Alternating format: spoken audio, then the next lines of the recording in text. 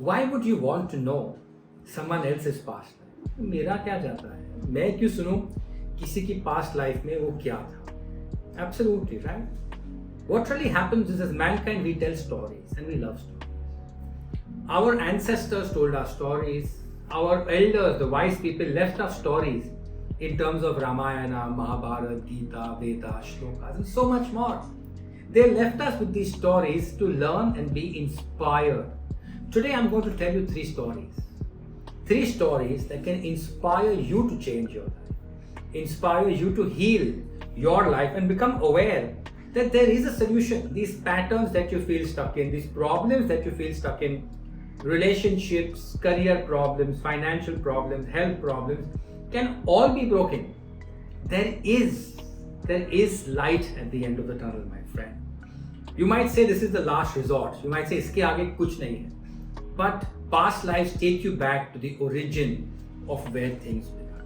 My name is Hitesh. I'm a past life regression therapist. I graduated from the Tasso School of Past Life Regression in Netherlands in 2019. Over here, what you see is the multitude of cases I have worked with, the numerous people who have seen transformation in their life. I also run something called JoiningHands, which is a community of 24,000 people, including many regression therapists and many people who have changed their lives using past life regression. I'm going to tell you three of my favorite cases today. These people came in unaware of what's going on in their life, sometimes with very simple problems, and had life transforming solutions. Today they are absolutely in different places and really living lives that they never thought they would have. The first one I'm going to talk to you about is a client who came to me, and this guy is a 6'2" bodybuilder, fabulous guy, very pleasant, very loving, very pleasant to talk to. Comes with two complaints. One of them is that he doesn't have children, and he's wondering, he's 44 years old, why doesn't he have children? He loves children, though he's very bulky and almost like a hunk. That is why he's wondering why he doesn't have children. The second thing, because of his body, he works out. He says, I always have a stiff right shoulder. And he says, somehow I've done massages, treatments, and doctors, everyone says there is no problem. We were talking about it, and we decided to explore the children, him not having children in one of the lives. Immediately I did the procedure that you can look at my other videos of how do you really work with a client who wants a past life session. There is an intake, there is a contract, there is an understanding, there's an emotional bridge. We call it the I plus E bridge, the E plus S bridge, my mistake. The emotional plus the somatic bridge. What do you do? And all of that is explained in a video. So this guy says that I really want to understand, Hitesh, why do I not have children? So fair enough, we immediately go back to a past life. This is somewhere what he feels is like the Roman Empire. We don't get a date. This guy is a 3.4 or 4 feet kind of a short man, very disfigured. The face is disfigured. The body has a hunchback, as if he was born a deformed child. And this is the great Roman Empire, known for its armies, known for its soldiers, its gallantry. This person isn't fitting in, but he's alive and he has a job to do. So where he goes back to that exact moment where he's carrying a sack like this, and he says, Hitesh, the sack is so heavy. This is in his trance. His eyes are closed. He tells me, this bag is so heavy, I can feel as if it's the weight of death. Fabulous. What happens? We bring the bag down. He opens the bag to find the bag is filled with dead children. And then we start exploring where was he in this life, and you start exploring the whole life. He wanted to be in the army, wanted to really be a soldier, fight for his country. Because he was deformed, couldn't fit into the army, got rejected. The next job that he got was where he had to go, and after the army had killed the people, they would attack a village, they would kill the people, they would rape the women. There were children that were left, babies, infants, under 2-3 years, some newborn, some couple of days old, some couple of months old. his job was to kill them. Yeah. His job was to kill those babies and then put them in a sack, put them in a leather sack and carry them to the funeral ground and throw them. Day after day, he traveled with the army wherever the army went. That's what his job was. Sad, very painful. He didn't want to do it. He did it because he loved his country. He did it because he loved to serve. His father was in the army. He did the job. His dying thoughts, because I'm ugly, I do not want to look like this. And the second most important dying thought, what's the use of having children if someone is going to kill them? He died with these thoughts, very sad, painful life. Cut short to this life, the pattern has remained. The thoughts have remained. What's the use of having children? Forget somebody killing them because that was in that life. What's the use of having children? In this life, doesn't want to have children.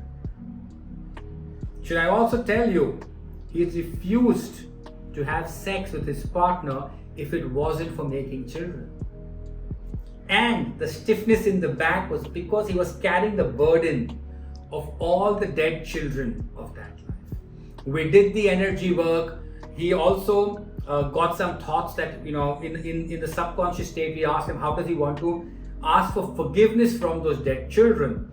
Then he, of course, did what he needed to do in this life. He tried to visit a few orphanages and help that, and he did a lot of things that he had to do. Today, he's adopted 2 children from the orphanage. He realized he can't have them on his own because physiologically the body wasn't designed for that. He couldn't really have children anymore. But he adopted 2 children. I haven't seen him in the last 3-4 years, but from the last point I knew, he's very happy, very content bringing up both of these kids. Spent a lot of time at the orphanage. Another story that I'll talk to you was referred by a friend. The person came to me saying he feels that he isn't able to sexually satisfy his partner. Again, a male. I did get a lot of male clients because they felt more comfortable working with a male therapist. The guy came to me with a simple problem. He says, I just feel I'm unable to satisfy my partner. He asked his partner. The partner said she had no problems with him. She was very happy with their sex life.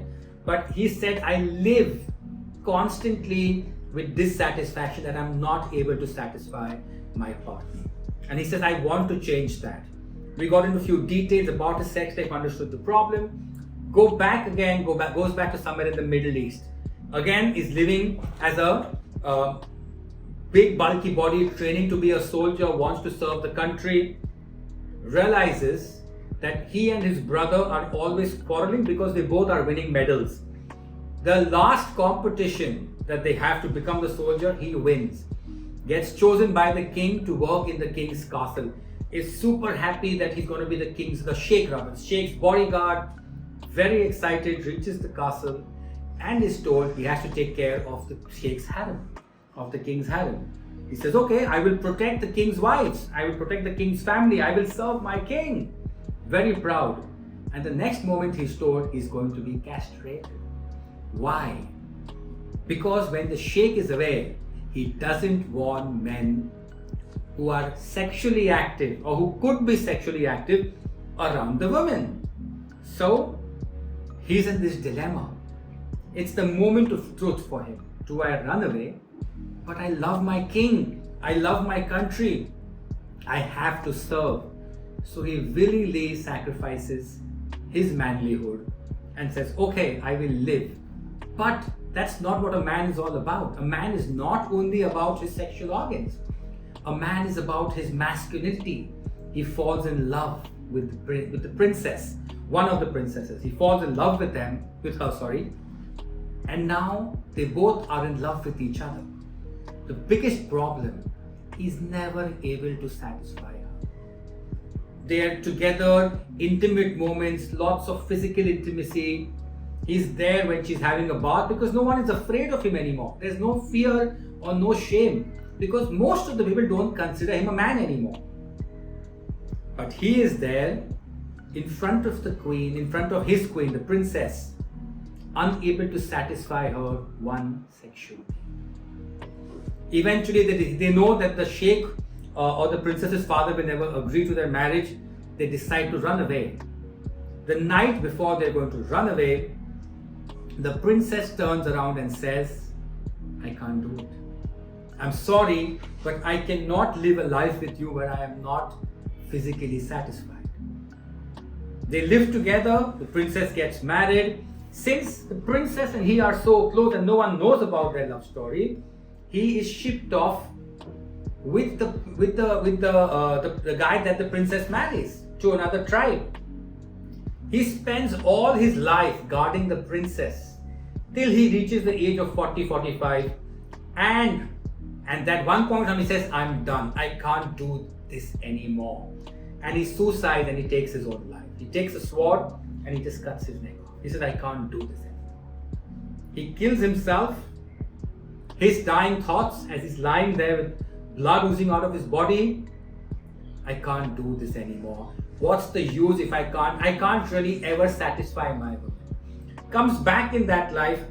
When was the trigger in this life? It's part of the whole process that any regression therapist will do. When was the trigger in this life? At some point of time, he thought, which wasn't a reality, his wife was cheating on him. And as he thought she's cheating on him, he thought, I am not able to satisfy her. And every element of the past life came back in his life. Completed the session. It took 3 sessions because there was so much work to be done. We completed the session. Today, I am not in touch with him, but I know last he walked away out of my cabin, a happy man saying, I have no more fear or no more doubt that I will never be able to satisfy my wife. Fabulous, true story. And what really motivates me, and I'm sure you're getting inspired too, that the smallest of problems to the biggest of problems can be solved so simply in 2-3 hours just by understanding the origin of these problems. And I'll come to my last favorite story. My last favorite story is of somebody who I didn't work with, but I saw her in a demo session, and that's the way we learn. When I saw her go through the entire session, the therapist was there, was one of my teachers, and she was a demo. This particular student complained of a redness around her neck every winter. And she was, I think, in the mid 40s or late 40s and early 50s. A beautiful European woman, very pretty, very attractive. Every time there was winter, she found a redness around her neck. No idea what. It was like an allergic reaction. She said, I've been to all the doctors, I've tried homeopathy, I've tried almost every single prescription that I could find of. Nothing has worked. She's also been to various churches, taken vows that the redness goes away. It's itchy. She says, eventually I just covered with a scarf and I have realized I have to live with this. How long has she had it? Since birth. Every time around winter, this happens. What's the agreement? To get this resolved, because she's lived, it doesn't bother her anymore, but she would love to understand how to resolve it now, because it's been there for so long. She goes back into a past life where she's in a Chinese prison. She's a spy who the Chinese have arrested. She doesn't know what race she comes from. It's not important, so we don't explore it. What we explore is that she's a spy. She's been caught by the Chinese and she's in a Chinese prison. The prison is cold. She's a man in that life.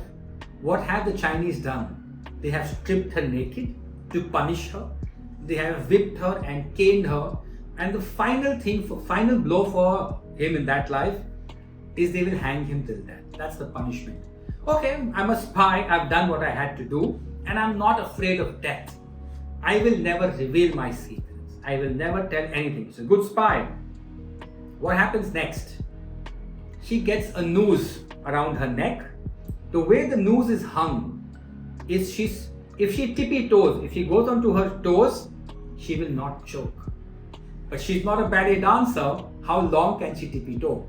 Every time she comes down, she starts choking. As she starts choking, she goes back on her toes.